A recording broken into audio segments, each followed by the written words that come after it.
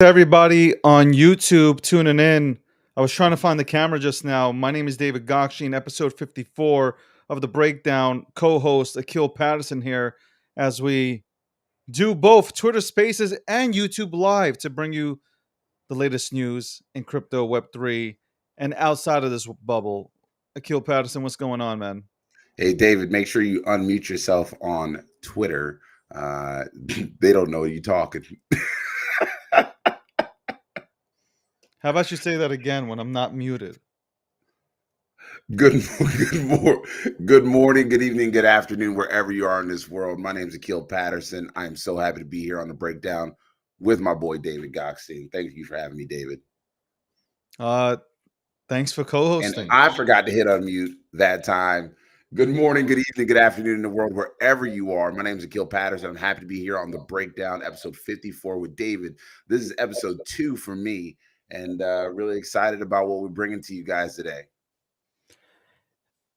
Yeah, I'm excited also. Like I'm really excited that I finally figured out this fucking lighting situation because for the past 24 minutes I've been trying to fix I don't know what the fuck's happening right now. I just honestly don't know what the fuck's happening. My eyes honestly burning. Burning. I have lights. I have like 8 lights in my face right now. Uh and for some reason I think it's just I'm too pretty. And what's happening is, well, it is true. It is true. Whatever. A key. Listen, yo, hey, don't make What? faces like that, bro. Like, What did I do? I simply listen, you called yourself pretty. I just kind of gave you the okay, if that's what you want to call yourself, not a handsome man or a, intellectual or davonair or something I'm along those exotic. lines. I'm exotic, man. That's what I'm gonna call myself. I'm exotic. Okay. I'm an exotic bitch. How about that? Right? All right, you can be an exotic bitch all you want. All right, there you go. I don't know if I should put the speaker here. I don't know. Like, should I hold it like this, like a beatbox, like throughout the whole show? Like, This is not 1983, David. We don't need triple D batteries on a yo. Remember those junks when dudes walk around with them in the hood? They'd walk around with straight shoulder up to here, like your shoulder got so strong walking around with a beatbox and a mixtape, and every dude on the corner be like, "Yo, try my mixtape. Listen to my mixtape." And that's what you look like if you did that right about now.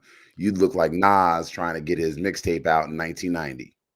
hip hop to the hippity hippity hip hip hoppity, don't stop the rocket to the bang bang jumps the boogie to the boogie to beat. Now what you hear is not a test. I got lights in my eyes and they're burning my cornea and retina at the same time. You like, yo, trademark, yo. If this career don't work out, if this crypto shit don't work out, I'm going to freestyle on the block by the bodega store drinking some bodega coffee. I'll be right next to you with my old English because we gonna be Poe at that point. Yeah, I'm gonna be telling war stories like Gokhshtein Media. It really had a chance there. We had a whole squad. We had a whole squad. We actually I opened up a room yesterday. Uh, Twice I opened up a room about VC versus bootstrapping. Uh, Essentially, which one is better? And really good conversations. I got to tell you, I had a blast getting away from all the the crypto and all that stuff, just to sit in a room with people just talking about you know what they deem to be better, VC or getting VC money versus bootstrapping. Really fun conversation. So shout out to everybody that came through to drop knowledge. It was for me personally, I had like 4 to 5 pages filled up, which I didn't expect because I really had my mind set on one thing, and then James, shout out to James. James went ahead and flipped the script on me. I don't know if he's in the room today, but shout out to James. He really did flip the script on me. Made some valid points and had me think about a few things. But again, shout out to him and shout out to everybody that participated in that conversation. But as always, not to go ahead and go left. Let's go straight. Akil, the news. All right. Well, let's start off with a little bit of culture, and we started off talking about music. Let's talk about Nas and Wu Tang, along with Busta. They started this New York State of Mind tour, but there was a question about there was no Redman, right? So you got Redman, Method Man. You got these dudes out here for years. Well, I'm sorry, not Redman, Method. And Method gets on IG and Twitter Live, and he says, "You know what? At 51 years old, I got choices." And says although he loves Wu Tang and Wu Tang is forever, he gotta make money for his family. So he's decided not to go on tour with those guys, and he's actually going to spend his time this year during that time that they're on tour making a movie. So he's telling his fans, he's like, I still love Wu Tang, and Wu Tang is forever, but I got to go make my money somewhere else. So with that, I think I'm going to give him the grace. And the only reason why this came to mind in the crypto world, Wu Tang's releasing an NFT on Coinbase. So that's the only reason why I was like, man, this actually relates to our NFT world and our crypto community. Yeah, listen, you know what? First of all, you said 51 years old for Method Man. So I'm feeling a little bit old right now because like Method Man dropped, I was probably in yeah, I was in middle school. Uh yeah, that was the first no, first it was the 36 chambers and then you heard well, it's on there what MATHOD man and like as soon as you heard his voice it was just like, yo, this dude is like sick. 51 years old, he doesn't look 51. I don't know, latest pictures 51 years old does not apply to him. He looks like a gentleman in his 40s. Shout out to Meth for I know he's training hard in the gym, so much respect to him for keeping in shape and staying healthy. He's doing pretty good in movies, by the way. Like he's done some really good movies, and he's appeared on a lot of shows like The Wire and stuff, and he's done Yep. a great job. So shout out to Meth. Uh, you have 50 Cent who just rules the TV world and stuff, but Method Man, he gets it in there. So listen, I'm not. I love Wu Tang. I love Wu Tang. I think I would probably go to a concert like one of these. You have these people that really race into these venues to see the new kids on the block, tours and like in sync and stuff and Backstreet Boys. I probably if Wu Tang hit an arena near me, like I'd go ahead and pay that ticket, or maybe they might have NFTs to go ahead and watch them perform. Yo, if they had NFTs to watch him perform, that'd be dope. And I think, like, again, bringing more utility to the space, but at the same time, I give it to my homeboy. Like, he definitely, I mean, you said 50's the king. Well, he's been acting in films and in things that 50's producing. So you got to give it up to these guys that are out there making their money. But I still think fans calling him out for this it's almost stupid. It's like, I get it. You want to see everybody back together, but what are they gonna bring, what are they gonna do? Bring old dirty bastard back from the grave? I mean, you gotta do what you gotta do. Not everybody's gonna stay together forever. I mean, I've watched bands for decades go on without the founding members. I mean, the Temptations haven't been the Temptations since 1970, and my Listen, dad still goes and sees them. he will never leave the Wu Tang Clan. But listen, he's doing his own thing. Let it be, man. Let it be. And ODB, shout out, rest in peace, ODB. Man, that was one of my favorite characters from the Wu Tang Clan. Like seriously, man. Yo, Brooklyn Zoo. Yeah. All right, I got that out of my system. Yo, we gonna talk about that Kanye shit. What Kanye shit? You didn't hear about the Kanye, the whole controversy? Swiss Beats came out on his Instagram, was like, "Yo, do not support this shit." Wow. Well, Oh, wow. I didn't even hear about that one. I must have missed that. it was basically Swiss. I saw this last night. Shout out to Michelle. She reminded me about this this morning. But saw it last night. Swiss Beats posted something on Instagram saying we cannot support this, and it was something about Adidas taking basically Kanye's style. Kanye's like his whole style, ripping it off and making their own kind of I think their own pair of shoes to it.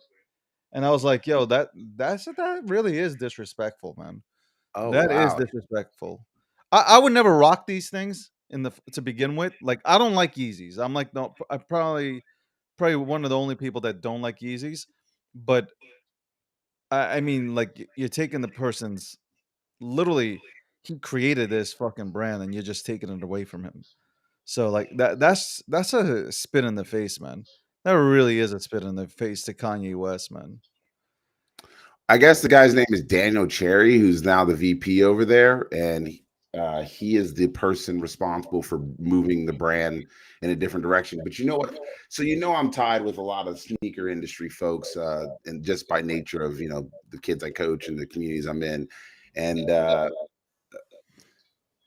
shoe manufacturers have the shoe designers, and the shoe designers aren't always the same. They don't actually work for the company, so sometimes you end up with people who definitely may not have your best interest or the company's best interest at hand because they're just trying to make some quick money.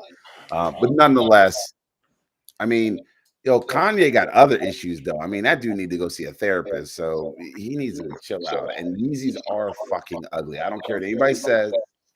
You can listen down there all you want. They're ugly. They're ugly on my feet. They're ugly on my kids' feet. They're on my niece and nephew's feet. They're ugly on everybody's feet. Don't care if they're fashionable. I've said it many times. There's just certain things just ain't for me. Yeezys just happen to be one of them. But hey, neither here nor there. I would you rather wear Yeezys or would you rather wear Crocs? I'd rather wear Bobos. What's Bobos? Bobos, they make your feet feel fine. Bobos, they cost $1.99. What the fuck just happened here? There's some Uh, they're like some Bobo shoes. They're like like the sandals that you get in prison. The okay. the All orange right. one. All right. Uh, all right. Hey you. All right. Let's keep it moving, bro. All right. Hey, international news right now. Looks like there's a new prime minister in England. Liz Truss is now ascending to be the prime minister. But on top of that, history was made as she became, yes, she's a female. She becomes only I think, third female to the prime minister's seat. And at the same time, this is the first time the Queen of England has accepted a prime minister not from Buckingham Palace. She had done it in Baltimore, Balmora. I don't even know how to say it, but I believe that's in Scotland. So this is kind of like history and making over there in the UK. Not sure if she's a crypto-friendly individual, but I think we should all find out because we want to make sure crypto-friendly regulations are happening all over the world. Well, shout outs to homegirl, man. Hope she does a great job. I don't give a fuck. They're all the same to me. Well, you just gotta stay up to date on it, David. It's not like you gotta care. It's like, I mean, is she gonna do what I need her to do? Yes or no? Well, I don't live in England, so I can care less. It's a global market for me, baby. I always like Okay, my but money. that's up to the FCA out there to go ahead and regulate the goddamn space, not up to her. They don't give a shit what she says. Come on, everyone cares what a prime minister thinks in every nation, whether president or prime minister. They got to care in some way, shape, or form. I mean, you're not just gonna ignore them. And let's be honest. Why do you think FTX is a prime example? The founder of FTX gave a lot of money to Joe Biden. Who's winning right now in the crypto markets? In the regulatory agencies? Is it Okay, FTX? FTX. See, give a lot of money, you get a lot return. You know You what's know what I mean? strange about FTX? No, I don't think anybody I know uses FTX. I Like, still don't know anybody. that's the craziest part. Like, so FTX has all this money, but I don't know a goddamn person who uses FTX. Like, that's all I hear is Binance, but I never hear anybody say, "Oh man, I made a killing on FTX." I've never heard that come out of anybody's. Maybe I'm just not. Obviously I'm not a trader. I DCA all day, but like, I do not hear people saying, "Oh, I got to get into my FTX account." Like, no. The only time I ever hear of FTX is when I see this is Harley, and by the way, hardly. But when I accidentally tune into a baseball game and the umpire has an FTX logo on their sleeve or some shit, and then like I don't know, like you might see a commercial here and there, but otherwise I don't really like. I don't. I don't hear about FTX I, I just told you I don't know anyone that actually uses it either. So I mean, we're on the same page with that one. It is absolutely ridiculous. But like I just told you though, that's how you win. Like you give a lot of money to some political campaign, you're gonna get something back. for sure. Let's see what happens. I mean, Shout outs to Jay Hayes. Said shout outs to G Media. Shout outs to you. Thank you so much for being a super fan. We appreciate you. all right. So in other news, in sports news, I think David, you might like this one. So Brian Kelly was showing up for an interview, and if you don't know, Louisiana State LSU lost in a terrible football game this past Sunday. But he shows up to a media day where he's going to go over, What do you the week's remember report, the injuries, after all that the stuff. initial? And while he's there, several people from the media show up late. And so what he says is, you know what? Hey, maybe we need to start implementing the $10 fine for everybody that People from shows the up late media to the show up meetings. late. And And so at the what end of he the year, says have a is, you know party at what? my house. Hey, maybe we Sounds like need a to cool start idea. implementing the $10 Well, fine for the everybody. reporter says, well, why don't you, as like, this isn't about wins or losses. It's like, sorry. So the reporter basically says, well, if you won more, I wouldn't be late. And Brian Kelly simply says, this isn't about wins or losses. It's about valuing my time. And I'm a big believer in that. Like, don't show up late to a meeting, wasting my time, and then expect me to like apologize to you, especially if you're in the media. Yo, your job is to be there on time and have your questions ready. So if you're in the media and you're complaining about a coach saying, hey, $10 for every time you're matter of fact, just kick her out the damn room next time. Just kick her out. Don't let her be in there. Because I'm tired of like hearing people excuses for why they're late when it's business. This is business, it's not personal. I don't know who Brian Kelly is, like, but he's become like some sort of like celebrity overnight. Well, besides the press conference, something else happened. Yeah, so Brian Kelly spent his entire career in Ohio, like Ohio and Indiana. Okay. The minute he gets hired by LSU, he somehow develops a southern dialect like this. It's Okay, gotcha. like that day he goes, well, we're gonna have a great football team. And it's like, wait a second, Brian, you are from fucking like Ohio, like the armpit of hell. No, no. And The yet, armpit of hell is New Jersey. nah, man, you ain't been to Ohio yet. You gotta And obviously you haven't been to Jersey. I go down to the Jersey Shore. My buddy's got that wonderful house down there. I go chilling and private beach, all that stuff.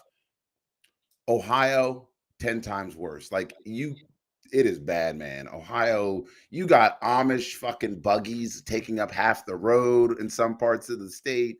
And then in other places, you've got mountains of trash. I mean, it's a mess. It's a Yeah, mess. so is New Jersey. Shout outs to New Jersey, the armpit of America. Well, I said Ohio's the armpit of hell. So Hell and America.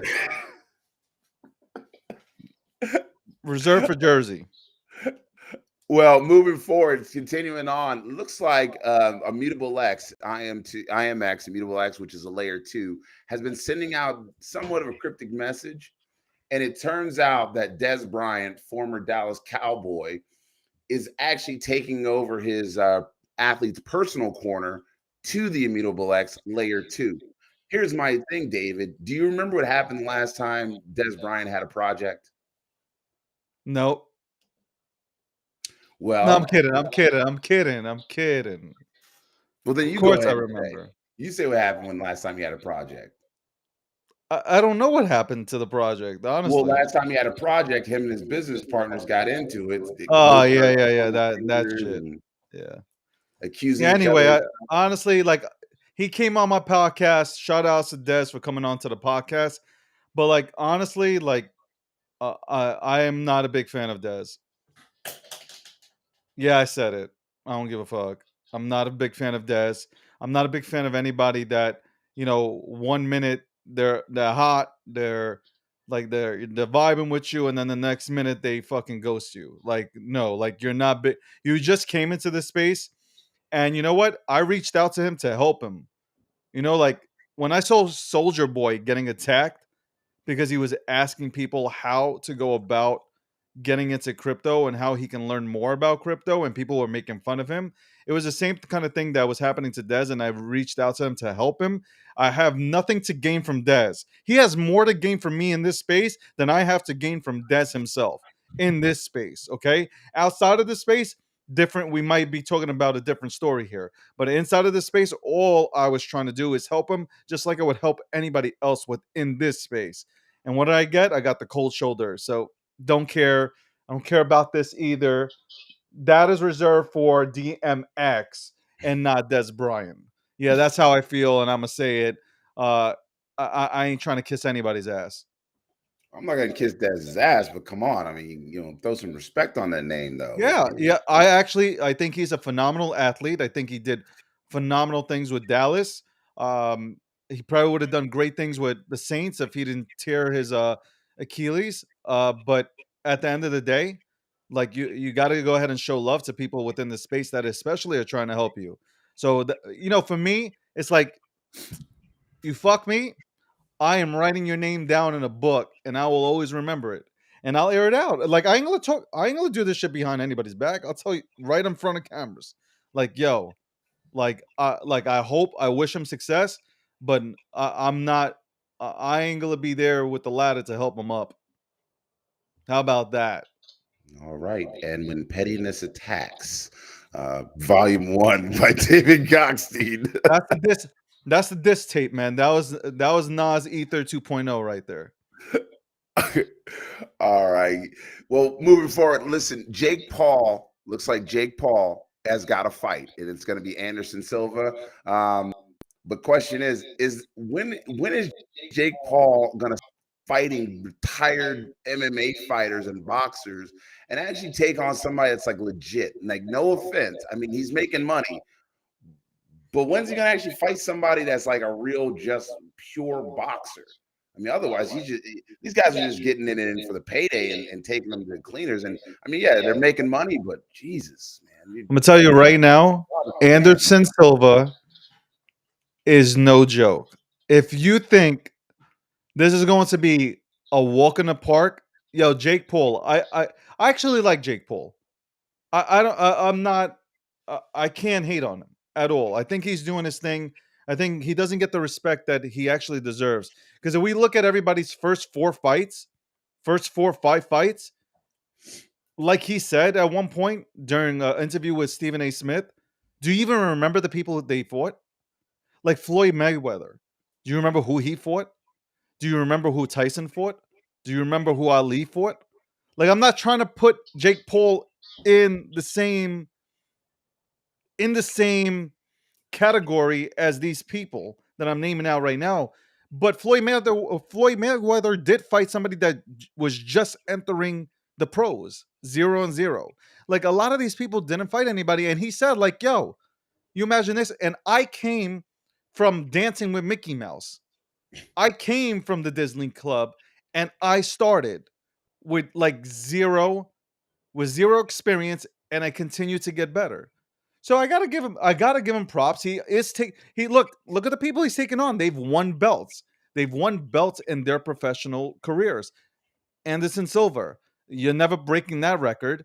You have what's his name? Woodley, who he knocked out, who also held the belt for a while. Like he's fought people like that have fought. I mean, like you could take away Nate Robinson. I mean, that was just like a complete like Shit show. and that was crap. But give it, put some respect on his name. Put some respect on his name, man. No, I'm not gonna put some respect on his name because here it is. He doesn't fight fighters that are in their prime. He continuously goes back. Like, as a former international athlete, I can tell you, I got one good round in me, right? I got one good round. After that, it's like, maybe I can do it. I got 5 good minutes before I'm just out of breath and I'm done for the day. A lot of them are. Like when he fought, like when there was that fight with Ben Askren. Let's go to a Bitcoiner, right? He fights Ben Askren. Ben Askren's got 2 hip surgeries. Guy's not even 40 yet. Yeah, but he's talking shit that he's gonna knock him out. And what Because happened? Ben talks shit. Ben talks shit to me, and I'm not. Ben knows he can't knock me out. But I'm saying he talks shit like he's gonna knock him out, and what happened? Like enough. You can't make excuses, man. When you hit up, anybody can knock up anybody in the ring. Like he's fought anybody who's been put in front of him. Let's see what happens. I'm telling you right now, Anderson Silva, if he knocks out him, either I'm gonna be watching it closely too.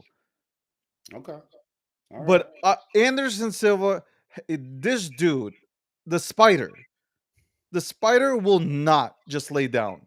He has way too much pride. He will not let his country down. I am, man, I like Jake, but knowing Anderson Silva, I can see him winning. I can see Anderson Silva at the age 47 winning. All right. Well, all right. I'm not taking anybody in this fight, but me and you can discuss our side bet later. Where you just give me some of your Bitcoin because you're gonna be wrong. Um, Finally, in terms of just wrapping up everything outside of crypto, in WNBA great, Sue Bird, who was a WNBA All Star, 4-time WNBA champion, 5-time Olympic gold medalist. Sit on that for a fact. 5-time Olympic gold medalist, 2-time NCAA champion, Sue Bird, finally retiring at the age of 41. David, just wanted to make sure we give out some respect with respect to one of the all-time greats in the WNBA. I'm not a huge WNBA fan, but Kobe, one of the last places I was able to see Kobe alive on this earth was at the WNBA All-Star game. Shout out to Christy Tolliver for those tickets years ago. And, just want to give some respect to somebody that's out there. And I don't care who you are, 5-time Olympic gold medalist. That's 20 years. That's a long ass time to be in any sport. I mean, my body was hurting after 10 in football. Shout out to Sue Bird. I've always enjoyed watching her play. Uh, yeah, people will probably be shocked to think that I watch the WNBA, but I do. I've actually watched it since the beginning. I forgot her name, shoot, but she played for the New York Liberty. Uh, Oh, Cheryl Swoop. no, no, no. It was oh my god. If I when I remember her name during this podcast, I'll go ahead and mention it. But I remember she hit this half court shot, and it was just like, oh snap, this shit is dope.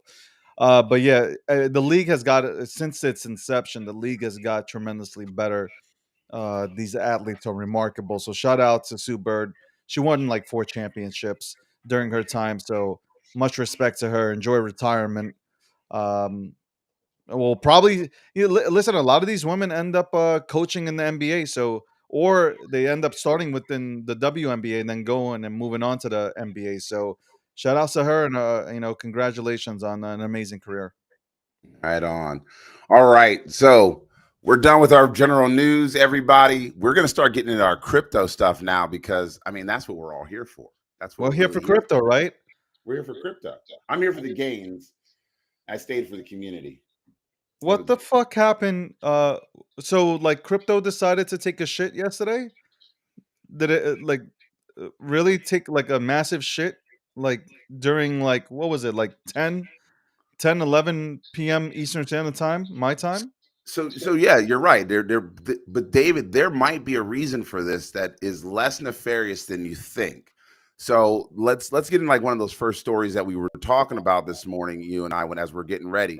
So there was a flash loan attack on Avalanche blockchain, and it extracted $370,000 in USDC from a smart contract, as well as severely liquidity providers.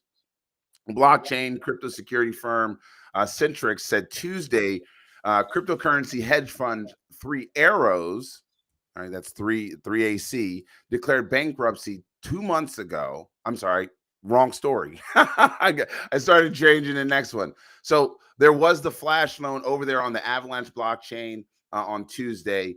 So they did the hackers got away with $370,000, but there was an attack, I think, of almost 51 million Yes, it was the attack suffered a $51 million flash loan exploit, and the attacker got away with $370,000. Shout out to Alex on our team over here at G Media, keeping me straight in the arrow with that information. So the first thing was that Avalanche blockchain had got attacked, and so when you're starting to see the exploits happening of such large amounts, people are going to make errors, or they're going to sell off thinking that something else is going on. I don't believe that we went. I don't believe the entire market lost that much money because of this fucking kind of attack. Like I Oh, don't believe that. it wasn't just this attack though, so there was more after this one. I keep going. All right, so three arrows. You know, three arrows. Remember those? Yeah, they pulled out money yesterday. They declared bankruptcy, and then it's over that time they were able to pull out $33 million in staked ETH, $4 million in wrapped Ethereum, $4 million in Bitcoin, and another $4 million in USDT. So, David, that's almost $70 million. Like that's like they're trying to remove out the. I'm sorry, not 70, $50 million that they were trying to move out of the ecosystem.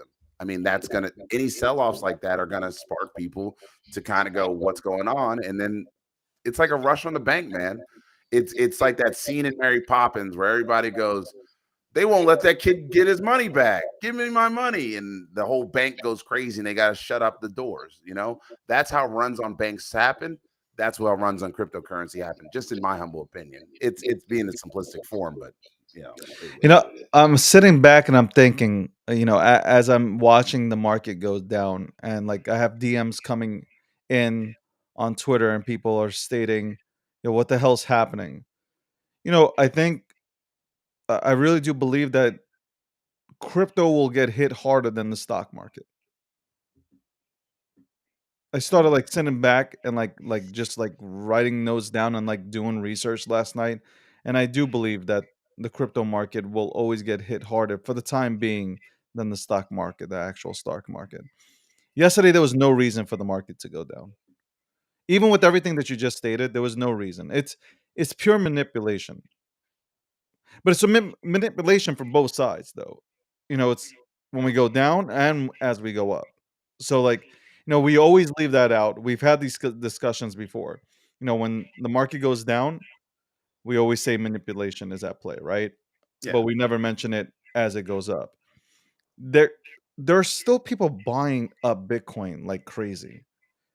Still people buying up assets like crazy. I, BlackRock, Well, yeah, Citadel. yeah. BlackRock and those guys are buying things. They're I they- I they're just feel like they're fucking with the market. That's they're what I feel personally. they're able to manipulate the market. They got more money than Jesus. When you sit on, what's the cause, Alex? What is it the cause? So check me out, right? So the reason why the market's tanking is because Jake Paul needs to stop fighting retired old men twice a day. Like shout out Anderson Silva, like legend. Oh like, boy. He's going into 50. Leave the guy alone, just give him the check. First of all, Anderson is doing a phenomenal job. He's had like 2 or 3 boxing matches, and he's like beat the shit out of everybody, including what was his name, Chavez, Chavez Jr., who has like 50 plus fights under his belt, and he like literally like I only think he has like a few losses, not that many. And like he whipped his ass. I mean, like Anderson Silva should not be slept on. I'm gonna say this again. I don't know if nobody's ever watched. Has anybody ever watched The Spider at Work? This guy is like, this guy's phenomenal. His IQ is impeccable. Like, I mean, like, I think he has a real good chance of beating the hell out of. He's not gonna be scared to come in on Paul. This is not gonna be Woodley. Like Anderson Silva will take a punch. He will be in his face. He's gonna make him super. Look, if you make Jake Paul super uncomfortable, he's gonna lose. He's gonna lose. You got to make him uncomfortable. You got to make him uncomfortable. You can't. If Anderson Silva starts fighting from the outside and waiting and waiting and waiting, he's going to give Jake Paul more confidence. If he starts attacking from the get go, Jake Paul, honestly, no disrespect to Jake Paul at all, but I don't think he has the IQ to go ahead and no, no, no, no, no. There's a difference. I'm not saying that he has no IQ. What I'm saying, in the ring, I don't believe he'll have the IQ to battle against Anderson Silva and his experience within the ring. Yo, this is 2 days in a row David Gokhshtein has called out somebody. So yesterday he was going to fight Mark Zuckerberg. Today he's basically calling Jake Paul stupid in the ring. Like, I yo, did the not dude, say that. you said he's stupid. You said he does not have the IQ in the ring. You basically IQ, call like, him a dummy. do you understand what I mean by IQ? It's like I me get, going to I play. get it. I know what you mean by IQ in the ring, but what you said was the dude's, because he calls this his craft now, right? Okay, but that's great. There's a lot of football players that call football their craft, but they have no IQ. You got to have football IQ to be a football player. If you don't have football You IQ, don't. you're not a football player. Yeah, how many middle linebackers, like highly talented, get drafted, and then you put them in the middle linebacker position, in the mic position, they go into the mic, and then they can't call a play. They don't understand what's happening. They don't know what coverage to call. That's football IQ. We're not talking Okay, about you're right. talent. You're right. You're right. Okay, I got you. Respect on that. There's a lot of dumb middle linebackers because D is for dummies. That's a separate issue. Well, yeah, listen, that's on you, man. All I'm saying is, I'm sure you play with offensive linemen that just could not get it. Okay, could not hit those gaps or whatever it is. Like, all right, like let's call it for what it is. So that's all I'm saying is, at the end of the day, talent is great, but if you have no IQ, you're done. You're Well, done. I'm going to tell you who does have an IQ. I'm going to tell you who does have an IQ. Vitalik, Ethereum, merger coming, but it looks like people are jumping ship. It looks like the current folks trying to jump ship right now are the miners. The miners are looking for ways out of Ethereum. They are frantically talking about it. People are taking their gains and leaving. David, I think this all plays into how the market is looking right now. It's people worried about stuff. It's the Bitcoin miners and the Ethereum miners that are like, okay, now what do we do now that we're no longer going to have this pool of money, this pot to pull from? I think that also plays into the whole situation that we're talking about in terms of IQ. Is that people who have made a great deal of money in this space are now leaving because, well, they think the party's over. Party's not over. Their party's over. Correct. Look, I don't really like. I feel bad for the miners, but like they've made a hell of a lot of money, especially on Ethereum. So like I don't really feel that bad for the miners. And there's plenty of places for them to go to if they feel like if they really want to mine. I'm sure a lot of them will go to Ethereum Classic. Sure, a lot of them will probably hit up Ethereum Classic. Maybe some will start mining Bitcoin. I don't know, and I don't know if that's actually profitable for them. But there's plenty of other places to go mine. Listen, this is Ethereum's path. Ethereum, Vitalik is on the path to look. Polygon came out with a statement saying, which I didn't get the number. This number went over my head. I was trying to figure it out, but the carbon and emissions from the merge will go from basically it'll go somewhere 99.91%. 99 point. Where did they get that number though? The last number, 99.91%. They'll be I able to go ahead and cut off carbon. Like, this is the path that Vitalik has chosen. He's had lots of time to think about this, along with this, stable of fantastic innovators and developers. Look, I'm all for POS. I want to see how this works out. Like, coming from Vitalik, one of the smartest dudes within this space, I want to see how this whole transition works out. Does this benefit the entire ecosystem, which we call crypto? I think it does. I think it does. I still believe, like I said yesterday, I still believe in proof of work, but this is necessary. Does it suck that the miners get left out? Yeah. It also sucks, you really want to say what, things that do suck? Well, back in the days, people only drove diesels, and now there's gas cars, and now we have EVs. And in 2035 in California, you won't be able to drive anything except an EV. Shit continues to move as shit moves forward. Shit just I feel bad for the miners because they go motherfucker me, but it is what it is, man. I'm all about innovation. I want to see what happens with Ethereum's platform. If POS is the right way to go about things, then I'm all for it. I'm all for it as well. I mean, on this one though, Ethereum's doing what's right for them and their consumers and their holders and the people who are invested in projects that are built on Ethereum. Polygon, how they came up with that number, I have no clue. I believe it's an outside agency.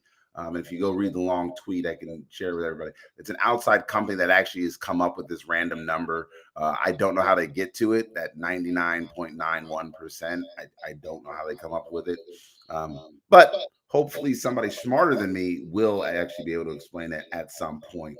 But overall, David, I mean, here's my question of the day, right? So, yesterday you said you were getting into it with a lot of different people. You're having great conversations around VCs. Here's my question of the day, and I'd love to hear the community input on this.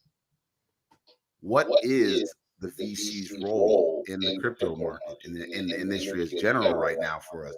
Is their role to just keep funding shitty projects that are in somebody's head? Or will VCs actually need to come in with some real kind of plan, some game plans for people moving forward? Because we've seen how, there's two types of folks in this world. There's learn a lot and lose a lot. We're seeing a lot of people lose a lot, and they're throwing money at the wall and seeing what sticks. Do you think VCs need to have a game plan, or do we just continue to just fucking throw money at any dumb thing that they decide to, put money into? I mean, VCs, in my opinion, have been bad for the market right now, just right now. I will say that I have a problem with VCs just giving money to anybody. You're on your phone's okay. There you go. Yeah, Yeah, I go have a ahead. problem with um. Here's my problem. You have projects that are sitting out there that have obviously created something which is really dope that can't get funded for whatever the reason is. I don't know what the reason is. That's the reason lies with the VCs. They know why they don't want to invest into a certain project. Maybe they don't have enough that on it. Maybe they just aren't looking into it. But when you see a project that's created like 4 minutes ago get funded, or literally they're given $15 million on just based on concept, it's just wrong. It really is just wrong. Like we're just. This reminds me of you know the dot-com era, where every VC investment firm was just throwing money at anything that was a dot-com, and that's how I feel about the space. Even right now, like we talk about, we're in a bear market. There ain't no bear for these VCs. They're just like, okay, new concept, great. Let's throw some money at it. But the key thing I took away from that space yesterday was people invest into the founder. People invest into the founder. So you had Frank, who, or I would say Dust Labs, that got $7 million from a bunch of different, a collection of firms. Did they invest into the project or did they invest into the founder? Because the founder has just created a phenomenal community. Like if you do look at that community, the DGOG community, like it continues to grow every single day. So did they invest into to tap into a community? I think so. I think they invested into Frank and his ability to go ahead and grow in community, not so much the project. And again, that's no disrespect to the project. Um, do VCs hurt you? I don't know if they do. I don't know if they do, but I'll take this one remark that I heard. Would you rather own 100% of nothing, or would you rather have 3% of something? And that's what it comes down to. It really should come down to that. because you Nick? can own everything. You can own 100% of everything. But if you're sinking and you're unable to operate, you owe 100% of dick. Whereas 3%, you're actually getting paid and you actually are comfortable and you're actually allowed to, like how much does Jeff Bezos own of his company, Amazon? I think it's 16%, 4%, oh, 5%, I think some it's shit like that. 8%. I think it's eight now because I only remember hear his you on wife. YouTube, by the way. I forgot. Duh.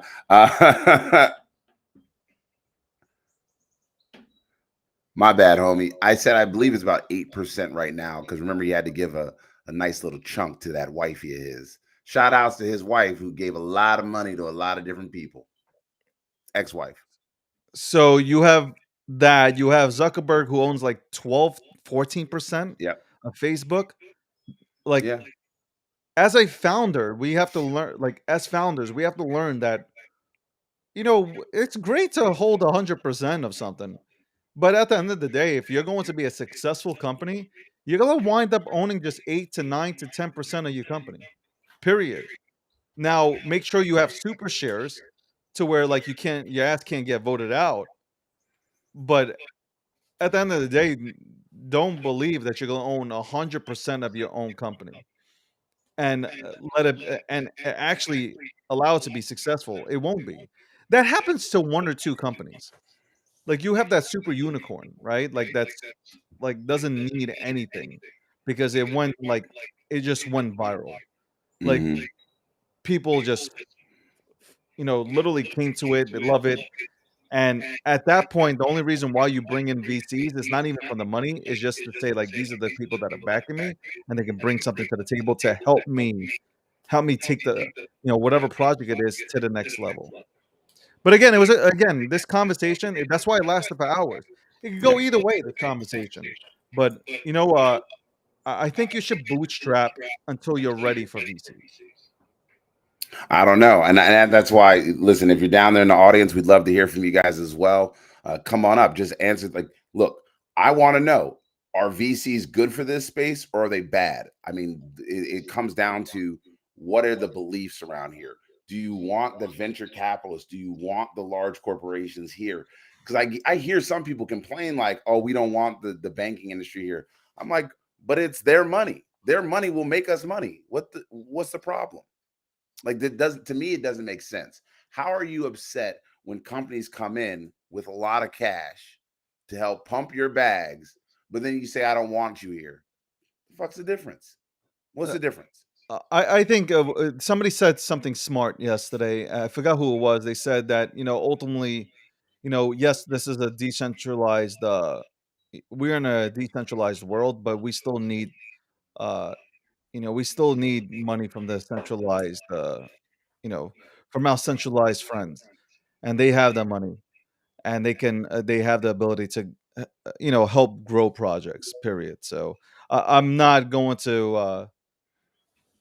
And I always say this anyway, like, when we talk about crypto, like, this whole everything has to be 100% decentralized. No, like, you still need to have platforms that have some sort of centralization to them in order for them to be able to operate. So, I'm all for it. Yo, honestly, that those rooms yesterday changed my mind completely about a lot of things that I thought about. Like, but that happens when you go into a room where it's not an echo chamber and people are expressing their opinions, or they're dropping the knowledge that they personally know because they've been through it. So again, shout outs to everybody who dropped that alpha yesterday. Yeah, right on.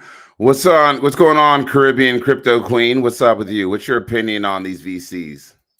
Hi, good morning. I think it's like a double-edged sword, in a sense, but I do believe that we need them because at the end of the day, if you want the space to grow and we want legitimacy to crypto, so it's important to have those, those type of people coming in.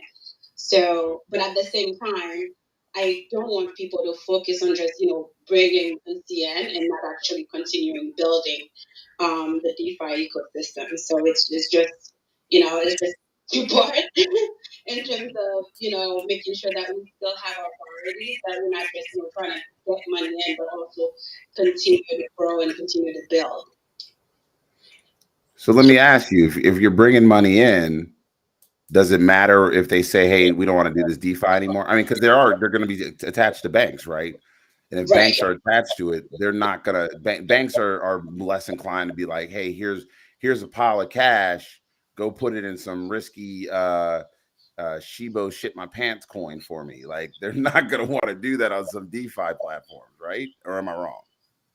I mean, you're not fully wrong, but again, it's a bit more complicated than that. Because think about it, there's a lot more of things that we don't think about when we talk about crypto. It's not just the decentralized aspect of it. There's also different things that financial institution would find super useful. For example, the ability to you know process money as quickly as we do with DeFi. Those are things that are, pretty much important. And I think that's pretty much those are, there's different things that they're looking into when they start, looking into the space because whether we want it or not, we're useful to them.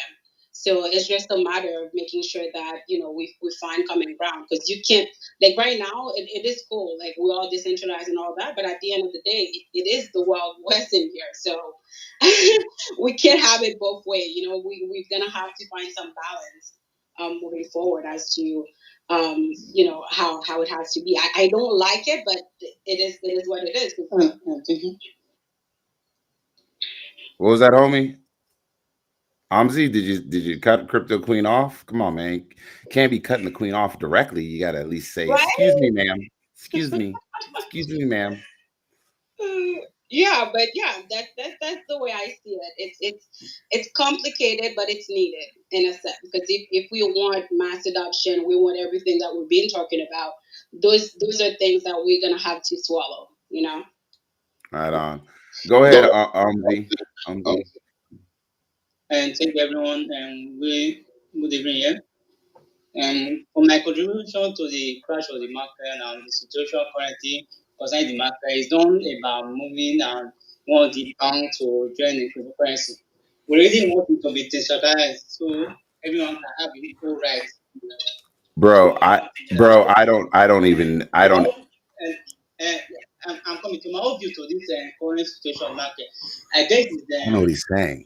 crash I have that's no clue. recession. So I believe I can't understand a word he's saying. exchange can restore the not crash. We will restore to the Honestly, don't fucking understand a word that's being said right now. Right on, my man. Right on. Wow. Right on. Okay. Woo. Boy, that was something. That was something, wasn't it, David? Yeah, that was. I agree. You never know what you'll get when people are coming up live. But yeah, folks, I mean, definitely hot topics of the day, cryptocurrency. Guys, I'm not going to talk politics today because guess what? I like David, right? Well, I could, but I'm not because I don't care. The crypto market's like so down right now for a lot of folks that if I did talk politics, I'd just end up getting in a fight with somebody up here, and I don't want to get in a fight with everybody. So I'm going to avoid it. David, you're more than welcome to talk about anything you need to, but in my world right now, I'm simply looking at these charts, looking at the market. I'm literally looking at it right now, trying to figure out what I'm gonna buy with a little bit of cash. I keep sort on the side, man. I keep a little bit on the side.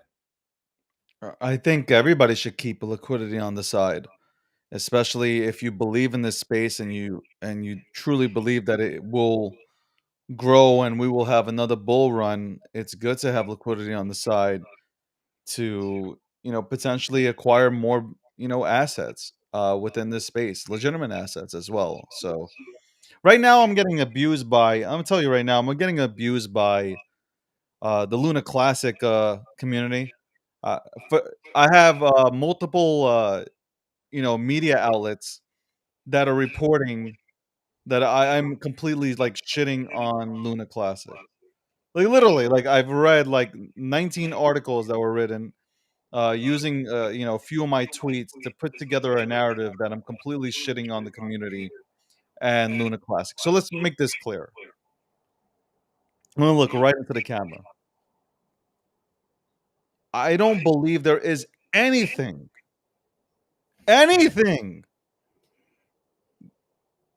like in Luna Classic. Like it is a dead project. What you're trying to accomplish is you're trying to hit 1 cent. That is the utility. That is the use case. You guys are trying to make up the money that you lost in Luna. So if you just present it that way, I'd probably have more respect for you. But to go ahead and say that there is some sort of utility within this current project is a crock of shit. I was a huge fan of Luna. I was like, look at my tweets. I haven't deleted them. I don't delete tweets. You can look back at the history. I was a huge fan of Luna, and when Luna was going up, I was getting it right. I just didn't foresee what happened. Like I'm not fucking Miss Cleo. I do also make like I can hit, and I also can miss. I don't put up 100% of all my victories and make sure that you don't see the losses either. Like I'm not that guy. But at the end of the day, I can admit that. Look, was I wrong about Luna? Sort of. I'm gonna put it into a sort of. You know what? You know who put like some light into me? Dylan.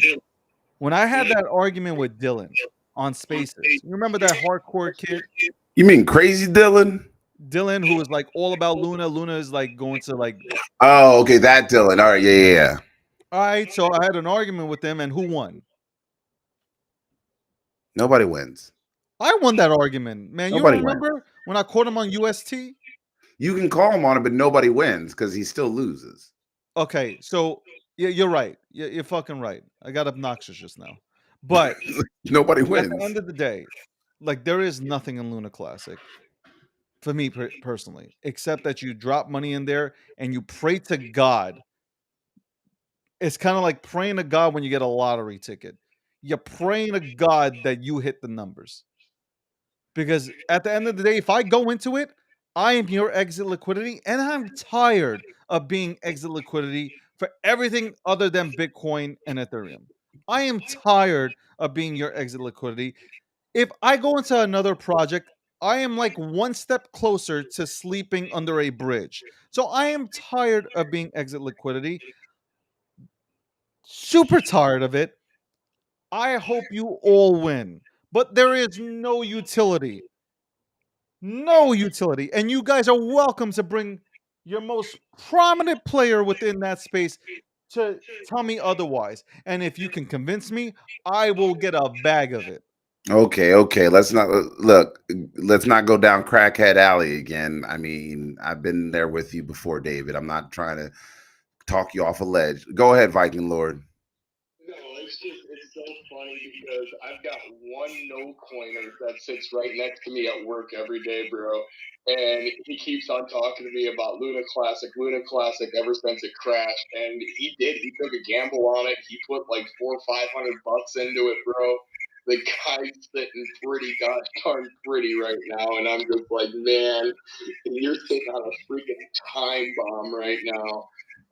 So yeah, it's funny that you mentioned it. I literally just had this guy showed me like literally 15 seconds ago what he had did it there. I'm gonna go left field though, G. Who you got tomorrow? Bills or Rams, bro? I think the Bills are gonna eat them up. I'm a Buffalo native, born there. So my mom went to Nichols School. Shout out to Nichols High School. My nephew actually played there, or not nephew, well, my cousin kid. So I'm gonna go with the Bills Mafia, and also the fact that like I went to law school in St. Louis, but ain't nobody worried about that because they ain't there no more. The haters, they left the city. They can kiss my ass. They were only there visiting though, bro, is the way I felt because like I kind of grew up in that St. Louis area, Akil. My mom still lives right across the river from St. Louis in Illinois. And they just came and visited and then they left again. Well, they took a lot of money with them out of those communities, so they can kiss my ass. All right, a lot of ass kissing. Yeah, you daggone right. But yeah, Luna. Listen, David, when the lunatics come after you, and what are you doing? When the are you scanning your body in the metaverse? Is that what you're trying to do? Yo, if y'all could see David right now, this dude is literally scanning his body into the metaverse with a black light, trying to make sure there's no any extras on his black shirt. Yo, by the way, yo, these G Media shirts, shout outs to Michelle. She picked the perfect fabric. It makes me look, makes look David look strong, and y'all can see it's already cutting off on my arm. So these shirts, make sure you guys go and you cop one on G Media's website when we get that up and running here shortly, because these things are actually really comfortable. They're really nice. That soft fabric. It ain't that itchy stuff that David would get one of those other bad companies. Listen. First of all, get yourself some G Media swag. As soon as the store is up, we will let you know when the store is about to hit. And I had, by the way, shout out to everybody who DM me trying to figure out how they can go and get themselves some G Media swag, the hoodie, the shirts. We got like underwears coming out as well with my face on it. I'm sure that's going to be a popular hit. But literally, like the swag, I'm going to say this. I know you're not kidding. I know it's real, but it is what it is. Look, if I was looking from the other side, I'd also want a pair of underwears that had my face on them. But at the end of the day, like I would advise everybody, do not wear these shirts in public. If you're not seeking attention, you don't wear this shirt in public, because I am telling you, these shirts will lead to accidents. So like that's the only thing that I'm worried about, is the neck breaking accidents that will happen. The material on these shirts, by the way, phenomenal. These are not your Holiday Inn. This is not your Dominican Republic all inclusive T-shirt that you'll get, you know, while staying at the resort. No, no, no. These are expensive ass shirts that feel like baby ass. Okay, like these are the shirts that you want to go ahead and rock. Okay, these are the shirts that you can wipe your face with and they don't feel like sandpaper. These are the kind of shirts, this is the merchandise that you want. And at the same time, you get to go ahead and rep G Media. And we appreciate that. We love you, super fans. We really, really love you. I love you guys, because without you guys, we wouldn't be here. And especially Akil wouldn't be here. I love you all as well. It's good that you're muted and you're talking. Good, good. Yeah, because I was just talking mad shit and told everybody that I hated you with the utmost from the pits of my heart. I'm just kidding, man. Nah, DG's my homie. We don't always agree, but we can always disagree in a respectful way. And most of the time, we'll make up at the end of the day. I mean, he'll buy me a pumpkin spice coffee, because we know Jess loves pumpkin spice. Matter of fact, everybody should go over to Jess's page and suggest that you guys should send her some pumpkin spice. It's that time of the year. Send her some pumpkin spice lattes and some coffee, pumpkin spice gift certificates. And you know what? If you just want to send her like pumpkin spice DMs, just go ahead and do it right now while Jess is still in that pumpkin spice holiday mood, because it's fall coming. It's fall. So Listen. Anybody who goes, if you can't go, before we get back to crypto, guys, if you can't go, hold on. Let me get this. Hold on. I got it. I got to control myself. Hold on one second. If your coffee has a name to it, it's not coffee. I'm going to say this again. If your coffee has a name to it, it's not coffee. It's not. It's not coffee. Like if you can't just go walk up to the cashier or the server and say, like, let me get a cup of coffee, dark, no sugar, it's not coffee. When you got a name like, hey, you go up to the cashier and you're like, or the server, and you go, all right, So I like to go ahead and get a Pinocchio, pumpkin, fucking vanilla, something. That's not coffee I can tell you chose violence today, David. because it's not coffee. It's not like coffee's coffee. Well, I mean, there's nothing wrong with flavored coffee. Like, No. You can say no. We cannot allow this. So David, I feel you, bro. These guys go to like Starbucks and Caribou every day, like the other members of the sales team. And I'm sitting here with my gas station coffee that I pay $5.99 a month for, bro. It's like, oh my god. I'm just Coffee, real coffee. It's for real coffee made in this fucking gas station refrigerator. Looks like tar. Looks like they haven't cleaned the goddamn thing out once a week. That's coffee. We have January in the room who's running for office. She's running to help us with blockchain and with cryptocurrency. What she should also help with is putting a ban on anybody or giving people fines if they were to walk up to a server and say anything but coffee. Like if they come out like what give me a name. Akil, give me a name for like some coffee. Oh, just like you said, Pumpkin sweet the pumpkin spice latte. latte. It's a Yeah, pumpkin. like Yeah, you get a venti pumpkin spice latte with some almond milk for you is that even coffee? That's not even coffee. for Yo, you that's vegan. not coffee. That is not coffee. Yeah, it is. It's got coffee in it somewhere. While you're at that, I would also like to see legislation to where if you have a driver's license, if you're old enough to have a driver's license, you're not allowed to be served ketchup. What? He's talking about hot dogs. He's talking about hot dogs. What's going on, January? Welcome to the stage. How you doing? Thank you so much. I had to chime in. First of all, I do think that David chose violence this morning. This is probably the most fierce that I've ever seen him. But Utah really doesn't drink coffee that much, so I just had to toss that in there. So like you'd be essentially banning, I don't know, like 60% of the state. But like I don't understand people that walk up and ask for what is this? We have Rose on YouTube saying French vanilla swirl. That's coffee? No, that sounds like the creamer you put into it. That's some shit that you get from Dairy Queen.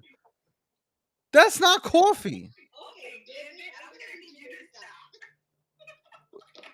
Did you hear? Like, did you listen to what I just look? French vanilla swirl. Like, no, that's like something like you go to Baskin Robbins and get it. Like that's not coffee. Actually, if they put some caramel in that, I'd probably eat it. Yeah, some swirl with caramel, I'd eat it straight up. And why I do you don't. need coffee? Can I before we go back to crypto? Why do you need coffee? Why do you Well, need coffee? Can't you drink water? How no. about some Well, exercise and getting the right amount of sleep? Why do you so need coffee? so coffee does have caffeine in it. Caffeine can be a stimulant for some people. For me, it does the adverse effect. It kind of like mellows me out. It brings me down a peg. I got terrible ADD, ADHD. So coffee like helps bring me down to like normal. So and by normal I mean like relative normal. I mean because I'm still fucking crazy, but that's neither here nor there. And Dunkin' Donuts is not where I'm getting coffee, Rose. I would not go to Dunkin' Donuts. That is a Northeast thing. Only in No, the that's Northeast. actually wrong. You're wrong on that because more That's the people go to Northeast. more people go to Dunkin' than they go to Starbucks. That's fine, but it's a Northeast thing. It's Wh- every morning people go to Northeast in the Northeast because Dunkin' Donuts isn't around the country.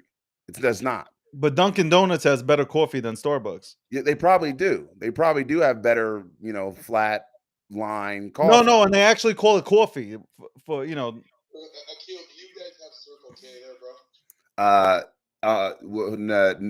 On the East Coast, there aren't very many Circle Ks. I think most of them are in the Midwest. I think Ohio is where they start. And on the East Coast, you have like Wawa. So Wawa has probably the best coffee bar, What is of it? Is all gas Wawa stations. Colombian? Huh? Is Wawa this Colombian crap? They do Colombian coffee. Yeah. Okay, And see, that's what I like about Circle K or Holiday Station. They have a really nice coffee bar, and my subscription, again, I'm gonna pound this, $5.99 a month, bro. Can't beat it. who the hell pays a subscription for coffee? I don't know, but hey, David, that actually makes a lot of economic sense. Viking pays a subscription for coffee, and it's $5.99 a month for one coffee a day. That's not bad. It's not Oh bad. my god, this is You like go on with the big refill. Yeah. If you drink coffee every day, $5.99. That's like a great deal. Heart attack in the cup. heart attack. Who said heart attack in the cup? January. Yeah, listen. All I can say is I can't disagree. Like if you go, I drank coffee once in my life. They put 12 sugars in that bitch, and I felt like a crackhead running around at work, and then all of a sudden, literally, I remember this. It was like one something, and then went like my whole body shut down. You know why it does that? Why? It's a stimulant. It doesn't give you energy. What it does is it inhibits the sensation of tiredness. So you just drink it and drink it and drink it, and then finally, when that sensation is gone, your body recognizes how tired you are, and then you crash. January, I can only say this. I hope that you get elected. I hope you go in, and there has to be a bill written out, kind of like banning coffee, because it's not good for anybody. You should be drinking water. It's gonna go really well. No, it should. You would have a lot of support for that. Industry. Like, I'm already going to take on Coke. I'm already going to take on some of these, like, big people that are causing, Americans to die early and have terrible life experiences. I don't know, like, if somebody's going to drink, like, a Coke or coffee, I think a coffee might be better for them. January. Hold on. January, I'm going to tell you first and foremost from personal experience, good luck taking on Coke and Pepsi. Those fuckers have come for me multiple times. I literally, honest to God, David, I was a lobbyist for quite a few years. I cut my teeth taking on big corporations. I took on tobacco. I took on Coca-Cola and Pepsi. I would rather take on the gun and the tobacco companies again, because I tell you what, the Coca-Cola folks, they are the mob. They are the straight mob of all mobs. Like those guys they own everything. Like Coca-Cola has got everything on lock. Listen, they own the water. Have you noticed that they own water? first of all, can we ever talk? Can we talk about Coca-Cola? When they first came out, having real cocaine in it. Well, they just changed the formula, and they got a law passed here. Okay, hear me out here. Just 2 years ago, where they can actually take cocaine extract now and put cocaine extract flavor back into the Coke. I shit you not. This is great. All the Coke heads are running to go get themselves some Coca-Cola right now. Yeah, that's a Schedule 1 drug, man. That's kind of dangerous. I know, but look into it. I shit you not. They have the ability to take cocaine extract flavor and put it into their Coke, and they're the only company in the world that can do it. Not actual cocaine extract, but cocaine extract flavor. All right. Hey, Ben Ruby, like, go ahead, man. I know you've had your hand up for a while. We've been kind of talking around you. What's going on? Honestly, I can't even remember. I had my hair raised for so long, but I was there. That's because you didn't. That's because you drank coffee, the fake kind. Dude, I didn't even have coffee. Not gonna lie, I didn't even have. Oh, you know what it was? It was about coffee though. I was gonna say I was traveling not too long ago visiting some family, and I went into this coffee shop with my girlfriend. The line was ridiculous. Small break, they had a ton of selection. And we went to the counter, and I ordered a black coffee, and my girlfriend likes hers with milk and sugar. And the barista, she goes, "You're our favorite customers of the day." And then I'm waiting in line, and they're drinks are like pistachio, mocha, frappuccino, whatever, and there's 30 people ahead of me, and they're like, you in the back, you're up, get over here. And I was like, no way, there's no way it's ready already. And they're like, thank you so much for being easy. And it was just so funny to me, think about the stress that these baristas January question. make your pistachio lattes. Right on. Hey, January, I actually have a question for you. And I know David's probably like, oh man, Akil's gonna fucking start today. But I got a question for you, right? Akil's gonna start just today. Well, So January, you're endorsed by the Forward Party. What's that like working with those guys over there? Considering they kind of have been getting I don't know, beat up on both sides. I mean, because everybody's been beating them up. I mean, literally, the Forward Party has been pushing for ranked choice voting, which Republicans in Alaska passed a ranked choice voting bill several years ago to beat Murkowski, and now they're complaining about ranked choice voting. Are you what's it like working with the Forward Party, who's like, no, ranked choice voting did exactly what it's supposed to do. It's supposed to give people a choice. I mean, how do you feel about working with those guys? Yeah, so I'm definitely supported by the Forward Party. We're still waiting for the public endorsement and all the hullabaloo to go through. It's just crazy to do during election year.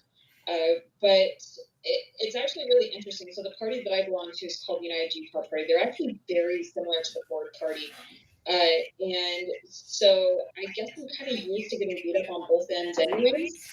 And I think that's honestly why moderates are so disengaged, because anytime they say something or do something, you essentially have the partisans on each side coming out, attacking, and making the world just a complete bummer for them. But for me, and I guess that this may more directly answer your question, I'm a little bit of a spitfire, so when they throw that shit my way, I just throw it right back at them. It works to the point where people rage quit, partisans are going to rage quit over what I'm saying because there's nothing but facts there. So I actually have a lot of hope for the Forward Party. I have a lot of hope for Mars. I have a lot of hope for our future. I really think that right now we're seeing dark age of politics, and things are going to get better. And that's that's what I'm working on here. I think that's what blockchain is doing. Right on. I know. I'm because I love the fact that you were also talking about blockchain voting. Blockchain voting systems is a way that would be able to say, okay, everyone gets a one vote per person. It's easier to regulate, more or less, saying that I wouldn't care if it was a fucking NFT. Give me an NFT that I have to prove that I voted. That's how weird I'm getting with all this mess. I'm like, yo, just give me the NFT. Let me have my NFT, show you that I voted or I'm allowed to vote. Let's move on. Everybody's got a damn smartphone at this point. If you don't have a smartphone, Obama made sure you got a smartphone. I mean, it's so it's mind blowing that we're fighting for election, vindication, certification in this day and age. And you're like, yo, this is the 21st century. People, we can literally T-Mobile, because they partnered with the Elon Musk company there and the Skylink. If you got a phone, you can have service now, as long as you can see the sky. So we're in the 21st century. We can do that, but we can't take accurate numbers of voter rolls and shit. It's mind blowing. I'm sorry, I'm about to lose it. It just kills me. I'm like, yo. Ugh. It's almost so one, I love everything that you said, and I really kind of like the idea of a voting NFT. If you see me still out in the future, you heard it here first, right? This is where I got the idea. But yeah, there's no reason to fight about elections or limit access to voting or make it harder or whatever when we have this technology. People keep trying to put this into the past, and no, it's the past is not our future. You have to move forward, and we are going to get there. It's just going to take a massive amount of support from the community and push this forward. And David has talked about this previously, so I won't reopen these grants again. But it requires us to step up and kind of be the leaders of the future. 100%. 100%. The more people we can get into, people we can get into Congress that can speak about these topics and are educated about these topics. Maybe, just maybe, we'll have a chance to keep our innovators here and allow them to continue to innovate. As I feel like I'm fucking repetitive when I talk about that, but it is what it is. Like I want our people to stay here. I actually had a great conversation with the ICEO of Algorand. Uh, Shout outs to Sean Ford, and we talked about this. Like we need to keep selling here, man. Like other countries are just like embracing all this shit, and we're just like saying, nope, don't care, goodbye, boom, just kicking everybody out. You saw that, right? That was perfect for a clip. I saw it. That was I perfect. saw it. That was perfect. But yeah, just definitely, just we're kicking some of our most talented people out the door and sending them elsewhere. So it's time to go ahead and step up our game, boys and girls.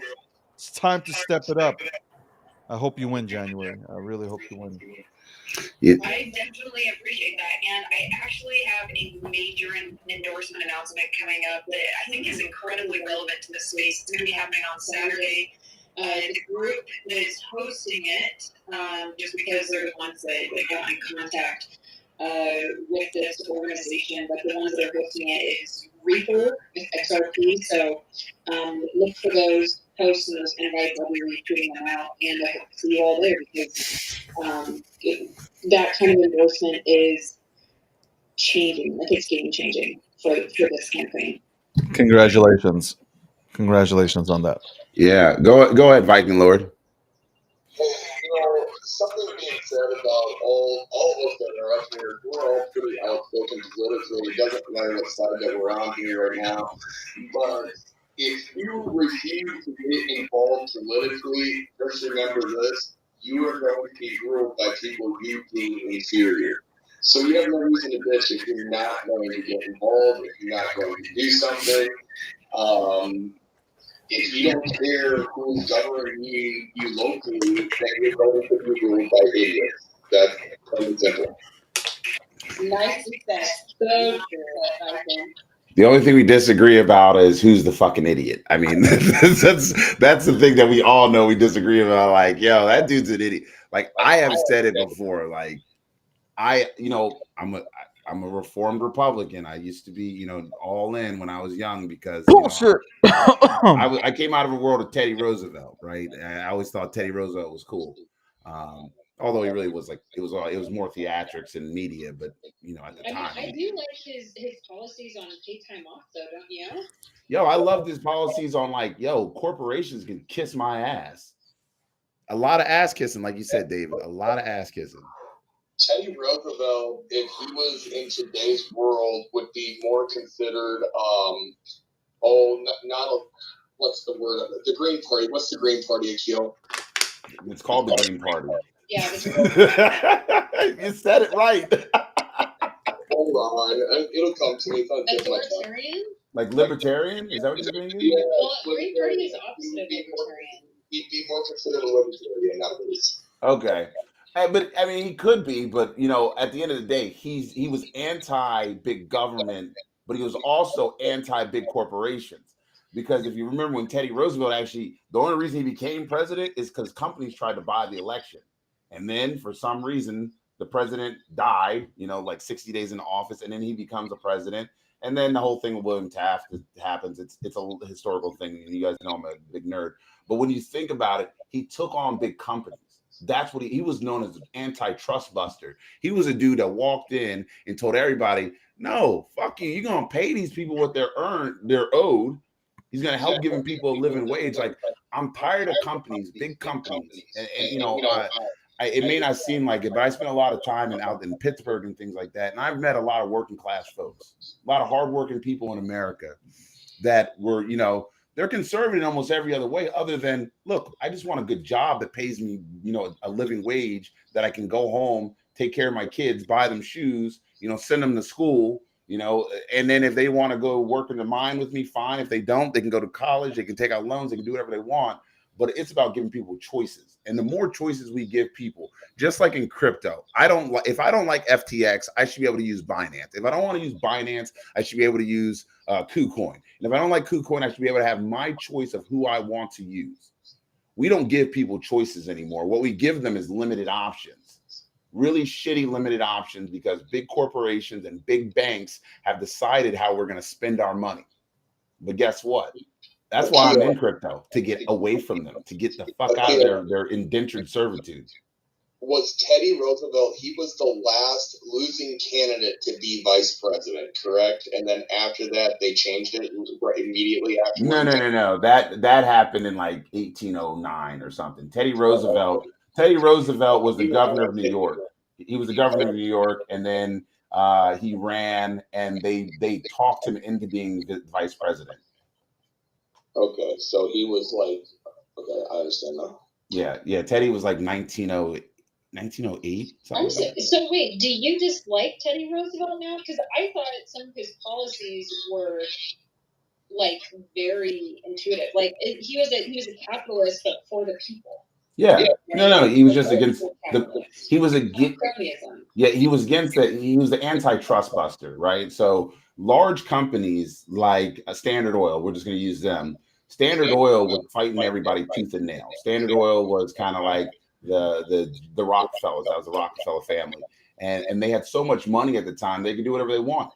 And at the end of the day, he was like, no, you just can't own every gas station. You can't just buy up every company, because then they can regulate the prices. That's not a free market. That means you're using chicanery to gain access to effectively block everyone from it. And again, first person on the market generally can block everybody. It's almost like if FTX buys up, and that's why I'm always looking at FTX with a side eye. You can't go buy up every exchange and then say, oh, wait a second, we were just helping those guys out. Nah, homie, I see what you're doing. You're trying to create a monopoly around an unregulated industry. That's why I got my eye on Sam Beckford. Like, I've got my eye on it because of that same reason. If you are creating these opportunities that do not create equity along the way for everyone to at least have a shot, you're messing up the market. You're creating a market that only you can succeed in, or at least you will dominate, and then you'll pick winners and losers. And that's what Teddy Roosevelt was against, is hand-picked winners and losers. Look, let the markets decide, but don't just push everybody into a corner. So go ahead, Compass. Yeah,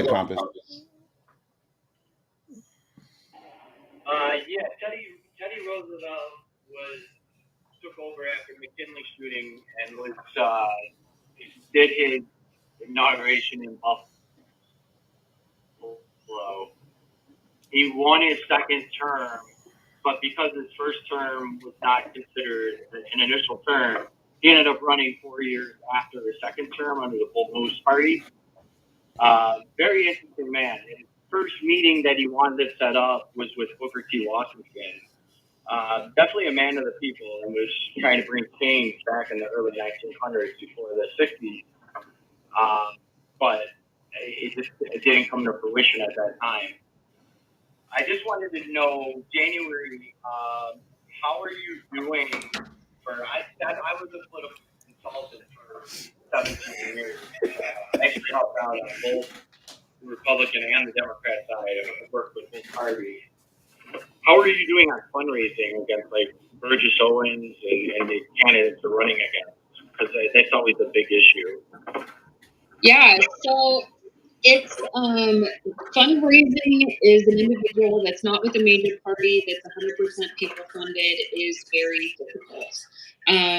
It's probably our most challenging aspect of this race. So just quick lay of the land, Burgess brought in about $3 million.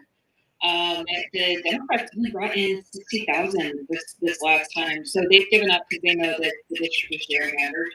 And then we came in with like 25,000 or something like that, which being only a few thousand behind the Democrats, that's actually not bad.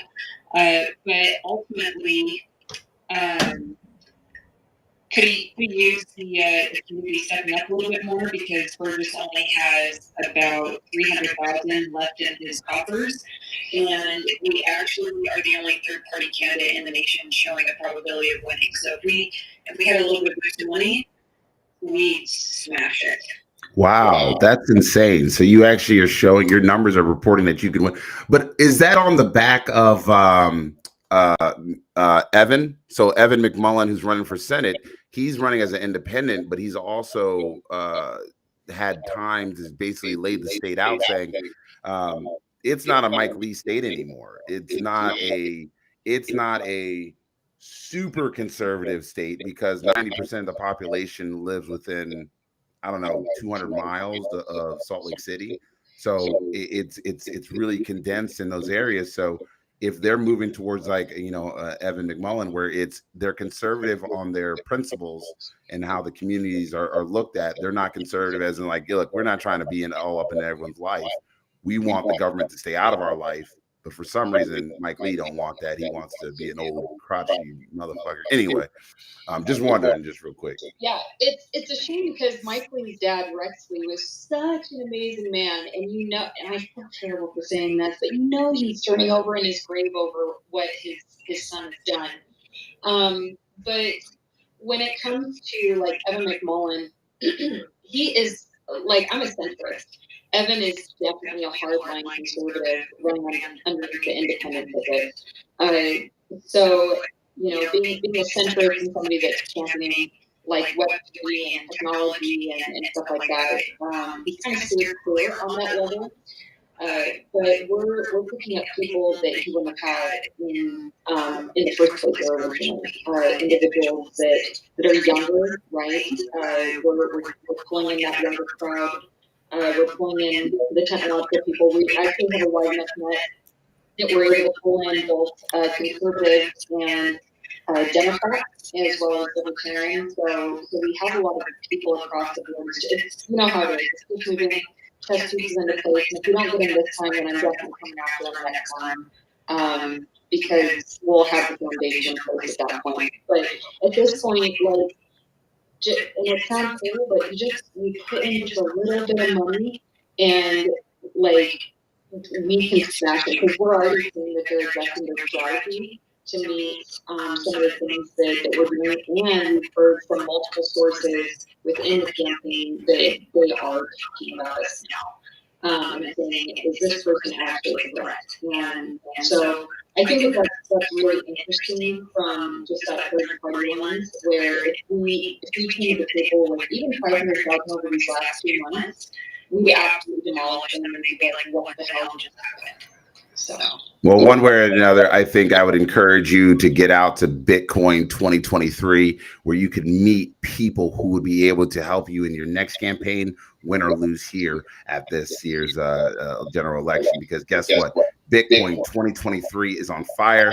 Now I'm going to do a selfless, shameless promotion. Gokhshtein Media going back. Partnership with Bitcoin 2023 back in Miami, Amsterdam too, baby. I hear in October. Listen, guys, I'm not gonna lie. I went there last year. I met people that I never thought I'd be friends with. I'm cool with them now. I was looking at a picture of Ross and me with some guys out at this little bar. It was outside. It was a great time, but more importantly, we got interviews. We had conversations.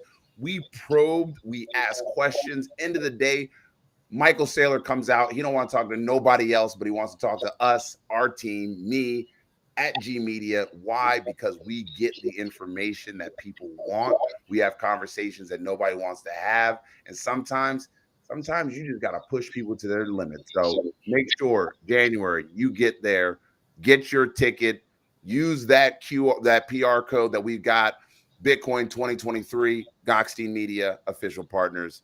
And I'm going to yield. And the code is, and if you want to get a discount, if you want that Jewish discount, you're going to put in G Media 2023. That's right. And I can say that shit.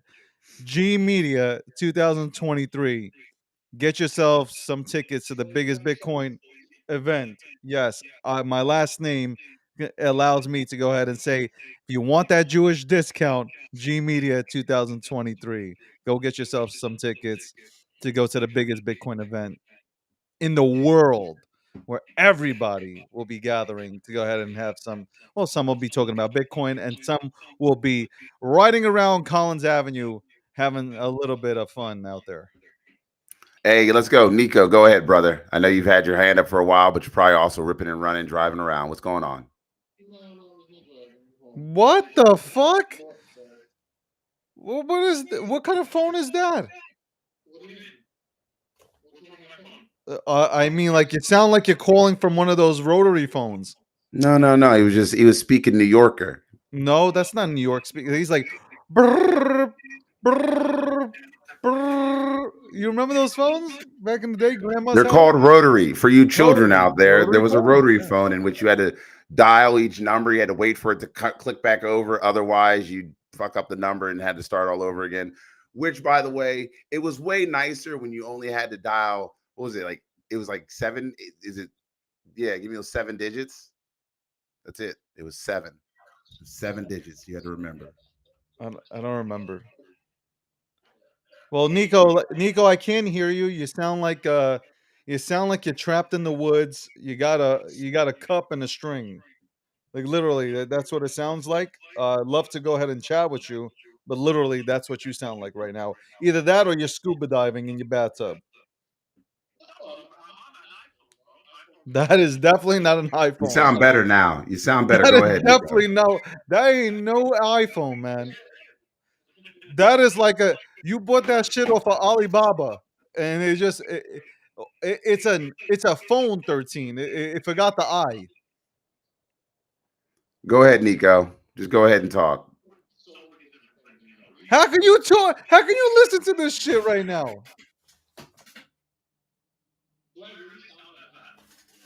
No, David's being a dick. Just go ahead and I'm talk. That's not. why. He sounds David's like just being a shit. dick. Just go ahead, bro.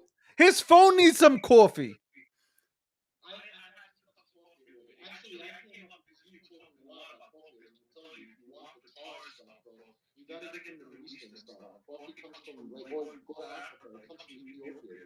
Like, you want the tar stuff? My grandmother used to drink coffee and then turn it upside down and like look at the future afterwards. It was some weird thing they used to do. But I actually want to ask January because I don't know nothing about the move forward, like the party. Honestly, nothing. I do. Andrew Wang won't come on my show, even though he wanted to go ahead and meet me one on one, but he won't come on my show to talk about the forward party. But go ahead.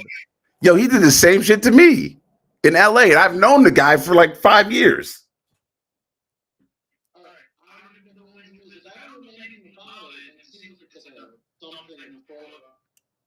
Over the country, like I'm over in New York, I've never heard of any of your club. It's like, I wouldn't mind it being a third party. January gets into Congress and all that, and we'll give her idea of like expanding the move forward party. Everybody even thought it was like, I don't know, like what would that be? I don't know anything about the move forward party either before I even say it. But at this point, between Democrats and Republicans, nothing is really getting done. Nobody can agree with each other. And the majority of people that I speak to, they're really in the middle. They're not, the majority of the country just doesn't know, like, wants something to get done.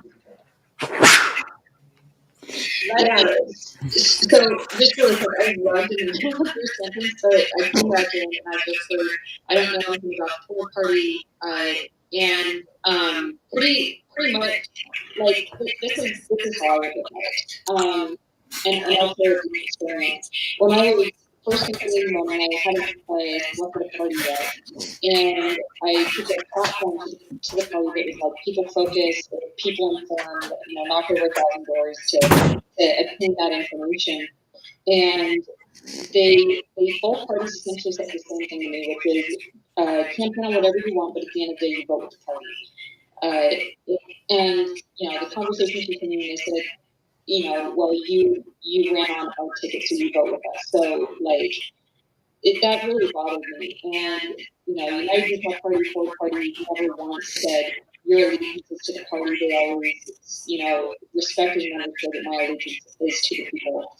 And I'm going to do what's right for the people. And it's actually kind of funny because Fox 13, a news organization out here, they didn't like that people were going after them for not covering us, so they called up the party chair to essentially be like, make it stop, tell your candidates to back down. And they kind of were like, we don't control her. So, it's really interesting that behind the scenes, they think that they can just control candidates by contacting party chairs. So, I mean, I don't know, there's a lot to this, but just an interesting tidbit of information.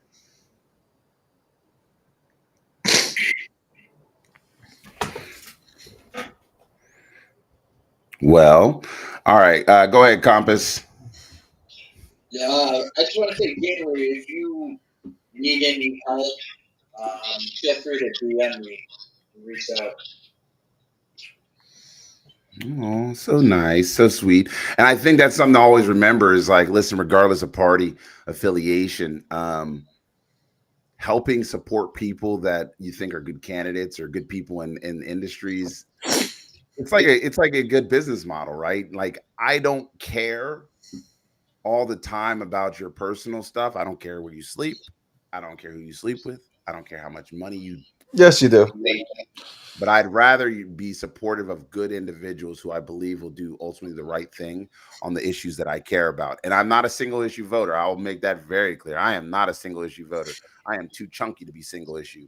But regardless, supporting people that I care about or I think that will do a good job or at least are willing to have a conversation. That's sometimes the hardest thing. And we've talked about this before on many of our spaces is having a conversation with somebody doesn't mean that it's got to be right or wrong, left or center or anything like that. It's like, look, I'm just having a conversation so I can figure out if I'm going to do things right, if I'm going to do something differently.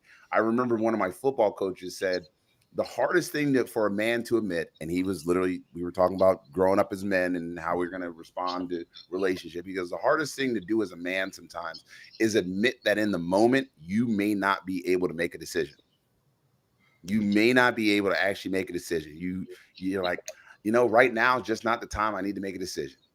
But oftentimes we got to be right as dudes. We're like, nah, I'm right. Nah, I'm right. I got to be right. No, you ain't got to be right. You just got to be able to say, like, look, I can come back and make a decision later, or I can change my opinion. But if we don't do those things, then guess what? We're no better off than we were before. We're just simply now being assholes and knuckle draggers and trying to get our opinions across.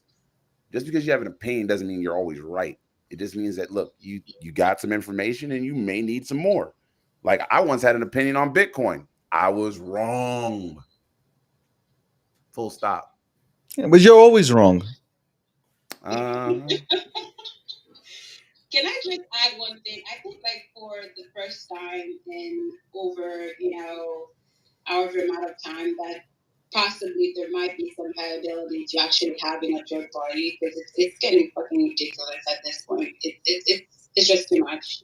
And I mean, I don't know how well the forward party will be able to, make sure they get, because I think I don't know if they'll be able to actually get through nationally for the next general election. But hopefully that's something, because we're tired. Like, bottom line, we're fucking tired. Like, it's just ridiculous at this point. Yeah. Yeah, so I definitely agree with you on that. To me, it's just crazy that we go through this, bi-yearly whiplash, and it's almost like a daily whiplash because you almost cannot avoid politics anymore at this point, and it's terrible, and it's no longer centered on the people, and it's definitely about power and showing up the other side. I mean, if you listen to these groups are always, painting the other side as warlike. But I mean, if that's like half of America, you're essentially saying that it's not technically half of America, but like that's like the perception is that it's the other half of America. So you're essentially demonizing everyday American citizens, for their beliefs. And it's just not helpful because it's not like the posturing doesn't focus on solutions. The posturing always focuses on what can we whip up people into a fury over so that they'll vote for us because they do chase sensationalism. And in terms of the future, I'll leave some hope there. 69.7% of Congress is going to be turned over within the next 10 years. They are going to be gone, not just because of voting, but just because they'll age out of the system. So that is going to be a huge shakeup, a huge change when it comes to younger voters. This is Gen Z, millennials. The majority of them are moderates, especially out in Utah. Gen Z for the last 9 years actually outregistered both Republicans and Democrats as moderates. Millennials are getting close, and the state of Utah alone is 40% moderate. And across the nation, Utah isn't even the highest, but if you go anywhere in the U.S., the lowest that you find, I think it's 32% moderate. And that's a Gallup survey, so if you want to go through and look that up, you can see those numbers and you can break down by yourself. But it is exhausting, and it doesn't have to be this way. Mouse Catcher, what's up? What's going on, Akil? Rocky, man. NBA Top Shot or Swear, the newest one is coming out. Longevity. I know what Top Shot did. I have $200 invested in it, and it's worth $50, I believe. But which one do you think somebody does? Which one do I think? Either Top Shot or what else? The newest one coming out, the S.O. So Rare. Yeah, it's coming out with a new game. Are you talking about? Hold on, because I know. So I the only thing I was looking at earlier was Tom Brady's signature collection. That'd be part of that one. I wasn't looking at S.O. Rare, so I'm not too sure about that. So I'd have to look if I'm looking into what my next play would be in terms of those type of things. But there's another one called Vital or Vital. It's doing digital collectibles as well. It's doing physical digital collectibles that go in with each other. So you can buy the NBA basketball on top of getting the NBA card. So, and it's not a card, it's a picture of the ball. But yeah. Yeah, I'm done with all that shit. You're done with all of it? Yeah. Fuck them. I just read up on Soul Rare, and they're building a fantasy basketball type game. It's not necessarily when he said that, I was like, wait a second, how do you Top Shot move the license? This Soul Rare is doing something different. Yeah, I got a bunch of. I have a bunch of those freaking cards that I bought from NBA Top Shot, and of course I was exit liquidity there as well. Everywhere I go, I'm exit liquidity for somebody. Oh, Jesus Christ, man! Can't catch a break unless it's Bitcoin and Ethereum. I really can't catch a break. I'm waiting to get a decon so that I can wait a month later and buy it. Wow. What's going on, Cryptic Cyber World? Hey, how you doing, everybody? What's up, man? So I was looking at an article a couple of days ago about how the new updates on the Androids and also the new updates on the iPhones. Now it's able to do satellite communication to connect with lower satellites, and we're talking about cryptocurrencies. And one of the cryptocurrencies that really stand out to me was XLM, that's connected to for my research. For my research, it's through Tesla's satellite that is passing by. So we're in the future, we're going more and more to this mainstream of the system of messaging system. But the technology is out there, everybody can be a part of it, but then the hardware of the system that's rotating around the earth, it's controlled by an organization like Tesla. So do you think if this technology does increase in the future with shipping or satellite dishes to be going around the world to not be just to be the dominant system to be able to transfer this data back and forth? So Starlink is up there, but I think one of the things you got to look at about Starlink is that in any infrastructure system, a company may say, "Hey, listen, we're going to originally take this on," but if you look back at it, the governments eventually end up paying for it to upkeep at some point. In a lot of places, you'll hear this as a TIF. It's basically a tax incentive that says, "Okay, when you're done building this thing, we'll take it over. We'll pay the bills on it. We'll maintain the upgrades and upkeep of it," which the government doesn't do a very good job of it. So because you can see how your roads and bridges are decapitating in your face, and everyone's going, "We need to fix this," and it's like, well, you should have fixed it 50 years ago, dumbass, but you didn't. But anyway, no. So at the end of the day, you can have private companies start to build things, but if it comes down to the maintenance of it, it ends up falling on the governments that are trying to maintain that power, which is one reason I believe that NASA is working so closely with SpaceX and with Elon Musk, is because at the end of the day, they're going to need to be able to control these systems, or at least be able to prevent other people from accessing those systems in some way, shape, or form. Does that help you out? Yeah. But like, I wanted to say, like, everybody received a new update on their phones, and everybody now is able to communicate this for satellite dishes. That's like, I'm thinking about how the ISO 220222, the new standard messaging system, is going to be able to be connected. So the merger is happening sooner or later. It's because that's like one of the biggest updates that it has to be done before we can use cryptocurrencies and that way. So I'm just really excited, but just we're also concerned about who controls the key to the gate. So again, it's not all of them got the update. Only those that are actually on those satellites. Because remember, you still use cell towers right now. That's part of the problem, is that we're still not part of the problem, but it's part of the infrastructure possibilities, is that you still have to use cell towers within a region or an area on top of whatever. Now they're saying that if you can just do straight satellite communications, that would then be, a single source, right? Instead of multiple source. So instead of multi-sources, which you currently have and which everybody uses, an infrastructure built. I mean, to be honest with you, take a simple thing as your cable news, right? Cable, not cable news. You take your cable, the infrastructure was actually built by your government, right? But everyone gets to use that infrastructure. So that means they're all benefiting off of a public utility, right? So really, where was the benefit of having those guys do anything? That now they're just collecting money for something that is a public utility. Oftentimes, that's where we end up with, is public utilities being used for other folks' benefit and profits.